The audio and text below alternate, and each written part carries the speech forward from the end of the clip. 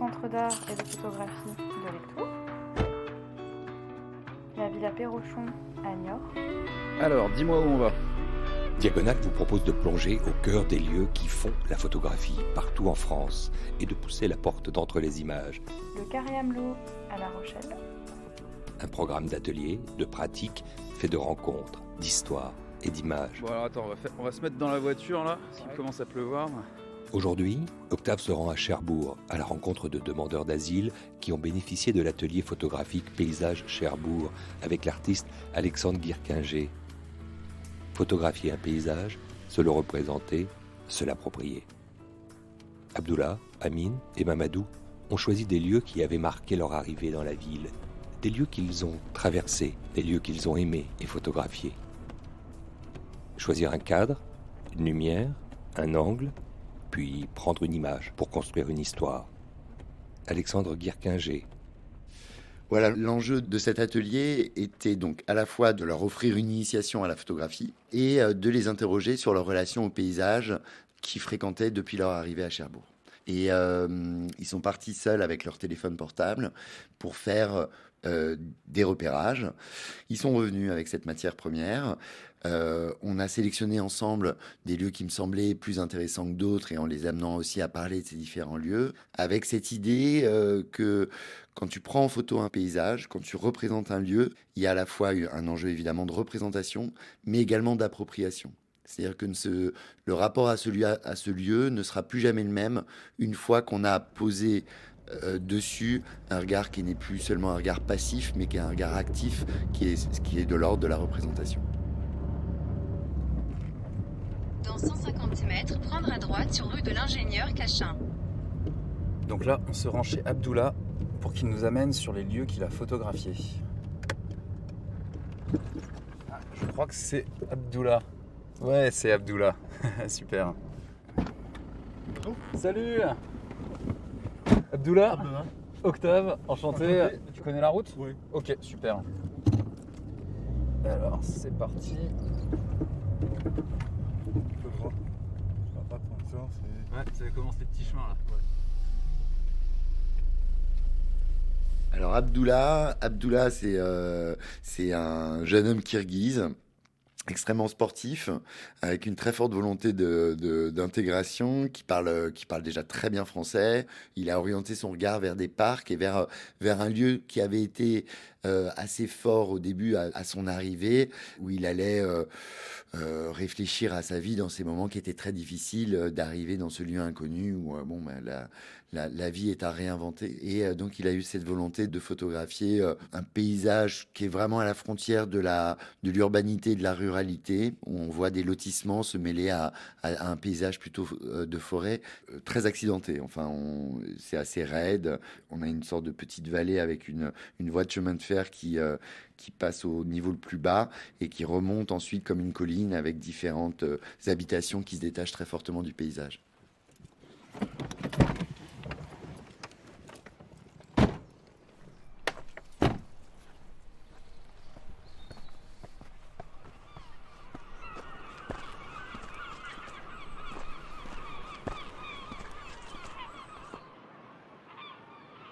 Je viens souvent ici, mais je viens juste pour souvenir de comment c'était quand je venais là.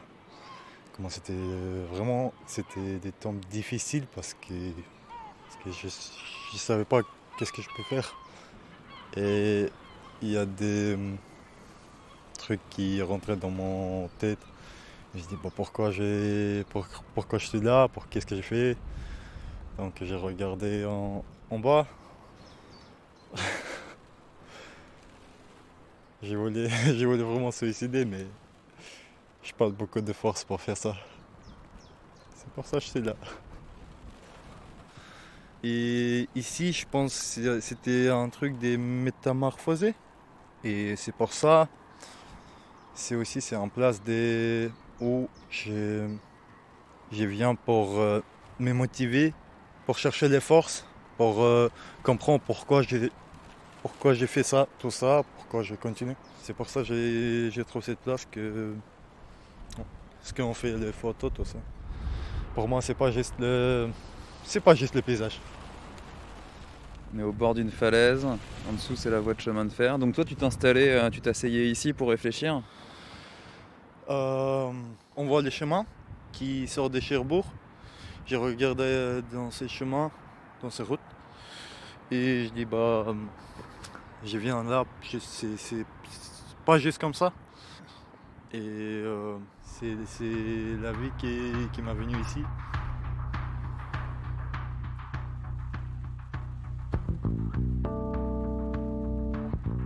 Ils ont choisi finalement de venir à Cherbourg, qui est un lieu quelque part assez intéressant en termes d'image pour cela, parce que c'est vraiment c'est un peu le bout de quelque chose, Cherbourg. Là, quand on arrive par exemple à Cherbourg en train, les rails s'arrêtent à Cherbourg. C'est la fin de la ligne, c'est l'arrivée de la mer. Donc c'est vraiment un endroit duquel on arrive par la voie terrestre, duquel on pourra repartir éventuellement par la voie maritime, mais c'est le bout de quelque chose.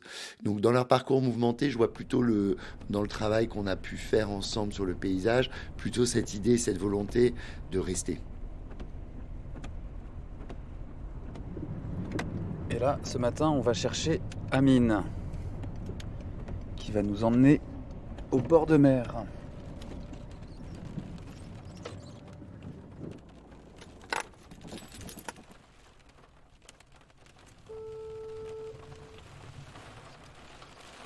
Ouais, Amine?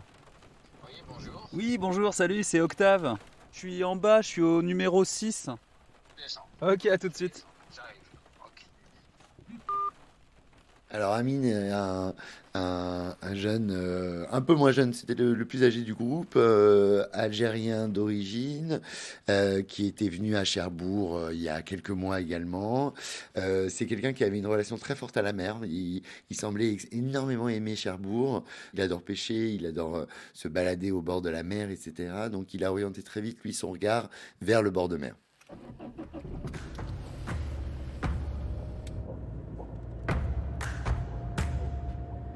Voilà, puis on prend la droite avec En bas là. ouais, en bas. Et après, tu prends la gauche. Voilà. Je m'appelle Amine, j'ai 32 ans. Et mon pays, c'était l'Algérie. Parce que moi, je voulais vivre comme tout le monde. Libre, avec ses idées, ses couleurs, sa langue. Mais non, on ne peut rien faire. À un moment donné, tu ressens que tu n'es pas dans un coin qui te reflète. C'est comme si un oiseau dans un aquarium. C'est la même chose pour moi. Et la photo alors? Comment c'est arrivé ce projet photo avec Alexandre? Alex nous a appris beaucoup de choses. Nous a appris comment faire la photo, comment la traiter, comment régler les couleurs, régler l'éclairage, tout. Et ça, moi, je ne savais pas. Moi, je pensais que c'est comme le portable, une image, comme ça, une photo. Finalement, c'est un autre monde. C'est détaillé, c'est beau. C'est beau ce qu'il fait, et j'aime bien ce qu'il fait, et j'aimerais bien un jour de refaire la même expérience. Parce que ça nous a permis de revoir la ville autrement, parce qu'on peut être dans le même endroit, mais on n'a pas la même vision, pas le même ressenti. Et c'était ça l'occasion, pour montrer que ces endroits-là, pour les gens, c'est banal, pour les gens, c'est du quotidien, c'est du coin, mais pour nous, non. C'est une autre vision, une autre dimension. On a fait toutes les étapes, il nous a tout appris. Comment prendre la photo, comment gérer la lumière dans l'atelier, comment la mettre dans le produit chimique, comment gérer, tout. C'est manuel, c'est pas comme téléphone. Il y a une autre image dans la plage de Kerkuville. On voit des bois comme ça, solides contre les vents et marées. Et ça me reflète beaucoup parce que dans la vie, on souffre, mais on doit rester debout, on doit résister, on doit exister, voilà. Ah on va aller voir ça alors. Oui. Bon on y va. Yes. Alors donc là, Non, on va descendre au port de Cherbourg, c'est plus proche. Et après, on va faire gauche et droite. ok.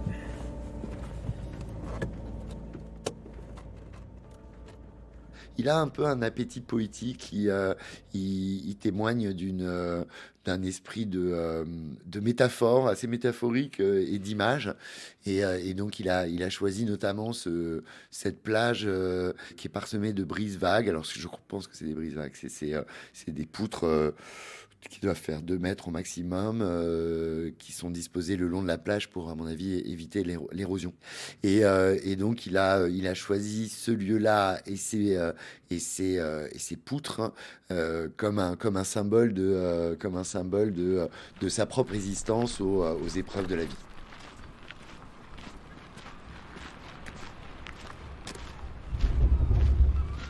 Là, on est sur la plage de Kerqueville.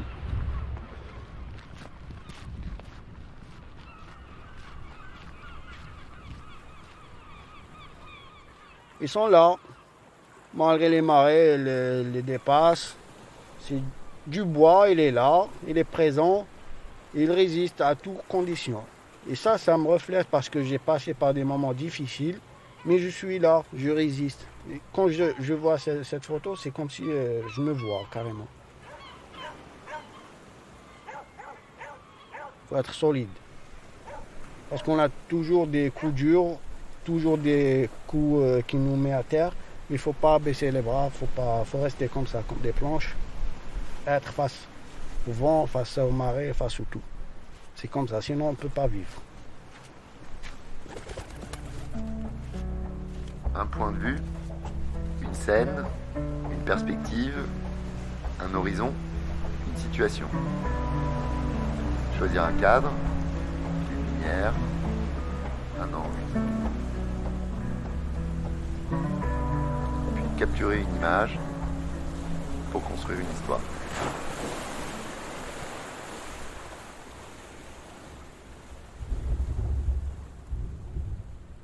Un paysage n'existe pas avant qu'un œil se porte sur le paysage. Et peut-être potentiellement que quelque chose le fixe. Même si on peut considérer que assis sur un rocher en montagne, sans aucun appareil d'enregistrement, on est face à un paysage. Mais même l'œil, dans ces cas-là, cadre. C'est un lieu vers lequel, quelque part, on serait porté à s'imaginer à l'intérieur d'eux, tout en étant extérieur. Donc il y a une relation peut-être d'extériorité et d'intériorité, d'avoir envie d'y être. Et finalement, il y a ce dernier mouvement qui est celui que je voulais un peu signifier avec l'atelier, qui est de l'ordre de l'appropriation. Où je pense que dans la volonté qu'on a, que maintenant tout le monde avec les outils modernes d'enregistrer et de garder quelque part des bribes d'expériences vécues face à des lieux, en les prenant en photo notamment ou en les filmant, il y a une dimension de l'appropriation. Ce qui en fait donne une multitude de choses à voir dans quelque chose qui est absolument minimaliste. Donc je pense que de toute façon, le paysage doit permettre à l'œil de se perdre et de voir une multiplicité de choses et continuellement à la limite de plus en plus de choses. Mais le sujet du paysage peut être assez petit. On peut, par exemple, un cadrage un peu serré dans une forêt peut être un paysage. Mais quelque part, ce cadrage doit permettre effectivement à l'œil de se perdre. Donc à l'œil de voir continuellement d'autres choses. Ouais, Mamadou ?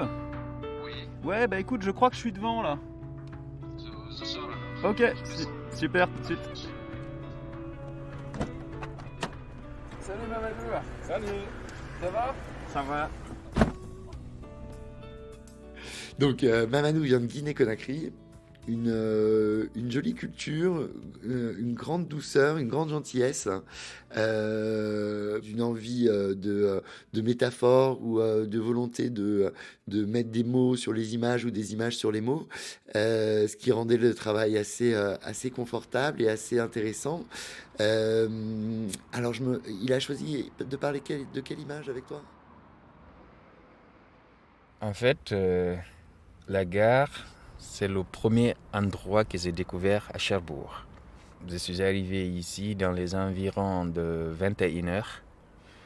Du coup, à chaque fois que je passe par la gare, je me rappelle, c'est pas une grande ville, c'est une petite ville.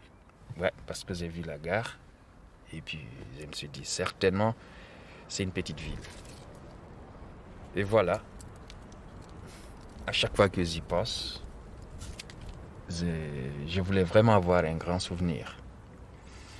Et bien, c'est pourquoi quand Alexandre m'a demandé des lieux où j'avais vraiment des souvenirs, je ne pouvais pas manquer ici. Et ma petite amie que je suis venu rejoindre ici à Cherbourg, c'est là. Je l'ai attendue juste derrière là. Voilà, je suis venu là. Je regardais avec peur. Je regarde les gens qui sortent, qui entrent, le mouvement. Et jusqu'à présent, ça me fait du bien. Quand je passe ici, je vois des rentrées, des sorties. Voilà, donc c'est l'histoire que je retiens d'ici, de la gare. Mais si je n'arrive pas à pouvoir refaire une vie, eh bien non. Partout où je pourrais aller reprendre une vie, j'irai, bien sûr.